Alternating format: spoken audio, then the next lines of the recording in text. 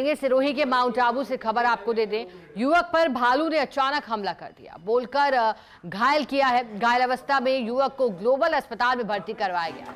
युवक पर हमले के बाद शोर होने के चलते जंगल की तरफ दौड़ा भालू।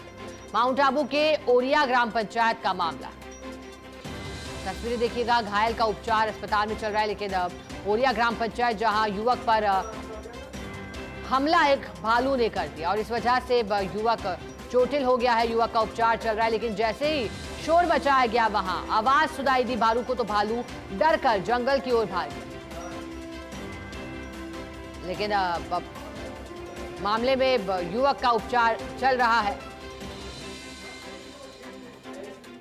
माउंट आबू से ये जानकारी, जो कि राज्य की पर्यटन पर्वतीय नगरी के रूप में विख्यात है, और पर्वतीय नगरी में क्योंकि भालुओं की संख्या भी अधिक है, क्योंकि पहाड़ी ये पूरा क्षेत्र आता है, वन्य क्षेत्र है, तो ऐसे में जंगली जानवरों के हमले को लेकर के अब चिंता प्रशासन की बढ़ गई है। चलिए, सहयोगी कमलेश प्रजापत हमारे साथ जुड़े हैं। कमलेश, पूरी घटना को समझाइएगा, आखिर कैसे एक भालू ने युवक पर हमला कर दिया?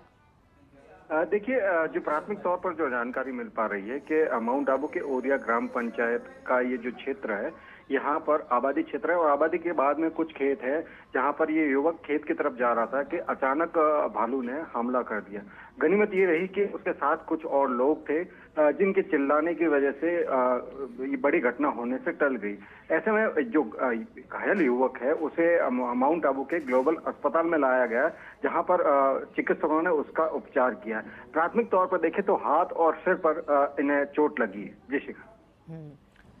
कमलेश, एक और जानकारी आपसे चाहूंगी कि इसके बाद अब क्या कोशिशें की जा रही हैं वन विभाग की टीमों की ओर से, क्योंकि आपने कहा कि आबादी क्षेत्र में भालू घुस आया था, तो क्या अब व्यवस्थाओं को ठीक किया गया है?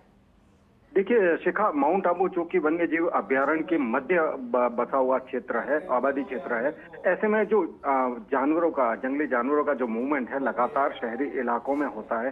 चाहे बात करें अदर देवी हो, दिलवाड़ा टेम्पल हो, या फिर नक्की झील का जो एरिया हो, यहाँ पर भी भालुओं का मूवमेंट शाम ढलते ही मूवमेंट शुरू हो जाता है। ऐसे में जो वन विभाग है, कहीं ना कहीं इनको मुस्तैदी बरतने की आवश्यकता है कि या तो जंगलों में पर्याप्त भोजन नहीं है या पर्याप्त जल नहीं।